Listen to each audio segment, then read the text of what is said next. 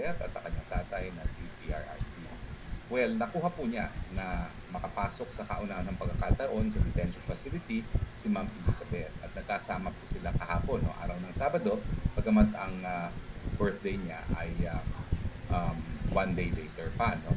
Pero mabuti na po yun, no, na nag-agahan na sila ng birthday at nagkasama-sama na sila at the following day ng birthday at bukas naman po, araw ng Lunes, ay magkakasama-sama na naman silang muli. Siyempre, I could imagine masayang-masaya si Tatay Digong dahil siyempre yung kanyang panganay na babae at ang kaisa-isahang abogada sa pamilya ay nag-celebrate ng birthday sa kapili niya at ng kanyang mommy, no, na si Ma'am Elizabeth. Pero siyempre, maraming mga behind the scenes, no, lalong-lalo na itong unang pagkakataon na nakita ako, si Amy Marcos at si Maharlika. Siyempre, ang inaasahan ng marami, baka magkaroon ng eksena, no, sa birthday ni Inday Sara, lalong-lalo na dahil na si Mother Dragon, no, at saka si Harry Roque at si Senator Amy. Well, actually, hindi po yan yung kauna ng pagkikita namin. Nag-lunch na po kami Friday pa lamang, no, ni Senator Amy. Nag-imbita ng lunch si Vice President Sara. Kami kumain sa isang Chinese restaurant. At ang sabi nga sa akin ni Amy Marcos ay bakit magalit sa akin si Harry Roque at si Maharlika. Kasi kaharap niya ako, she was addressing me in the third person. Sabi ko, hindi naman galit. Kaya lang, talagang alam mo naman, kasi meron kaming GC. May group chat kami na kasama si VP at ako talaga yung kahuli-huli lang nagsabi na let's give Amy Marcos a chance. No? Kasi may punto na nagsalita si Amy Marcos, ito yung matapos magbitiw bilang Deputy Secretary si VP Sara, na magsasalita na raw si Amy Marcos tungkol sa kanyang kapatid, no?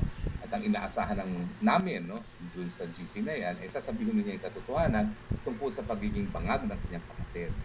At nagkaroon nga ng mga balita na una, gagawin niya interview sa Channel 7, sino ba yun, yung Morales na newscaster, tapos na-postpone daw, tapos nag-iba ng channel, pero hindi nangyari.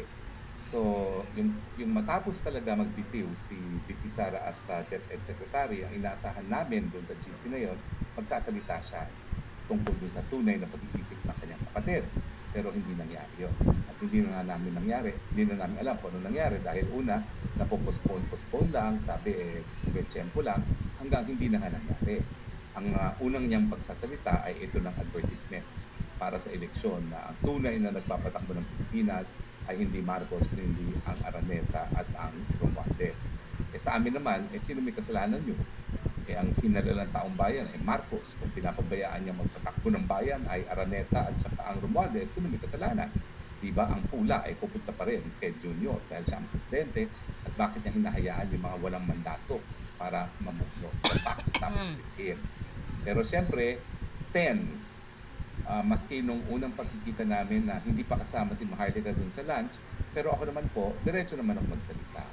Sabi ko nga sa kanya, ako yung pinakahuli na bumitiw sa suporta sa iyo sa ating GC hanggang tuluyan nga nagbutuhan at tanggalin na si Amy Marcos sa GC na yon. Pero ako, to the very end, I was trying to give her the benefit of the doubt. At sabi ko sa kanya, talaga namang ako, nawalan na rin talaga ng pag-asa sa kanya dahil nakita ko siya doon sa alyansa Grand Rally sa Lawag na pilit pa niya kinaladkad si Junior para itaas ang kanyang mga kamay. Ang explanation naman niya kasi that's local politics sa Ilocos yun. Kinakailangan kong gawin yun para sa mga Ilocano, kinakailangan kong gawin yun dahil ang anak ko ay governor ng Ilocos Norte. No? Pero siyempre, ang katotohanan niyan, talagang nung nagsimula ang kampanya, nagdesisyon na ang Amy Marcos. Nasasama talaga siya sa administrasyon. At nagbago lang ang isipan niya matapos makidnap si Tatay Digong. Unang-una dahil siguro talagang iniisip niya na mali yung prosesong nangyari, yung pangingidnap, o di naman kaya bilang isang politiko, nabasa niya yung pulso ng bayan na nagalit ang taong bayan dahil sa ginawang administrasyon na pagkidnap at kumampi na siya sa oposisyon.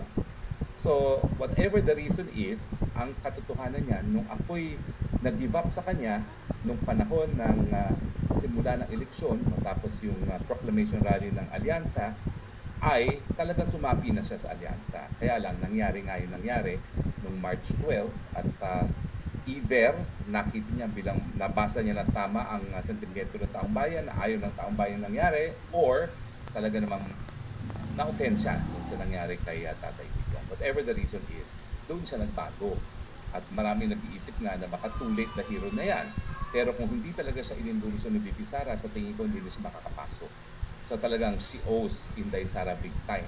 Dahil alam natin na endorso ni VP Sara ang siyang dahilan kung bakit marami pa rin DDS, gaya ko, na nagbigay tiwala kay VP Sara, na maski hindi naniniwala kay Amy Marcos, ay susunod kay VP Sara. No?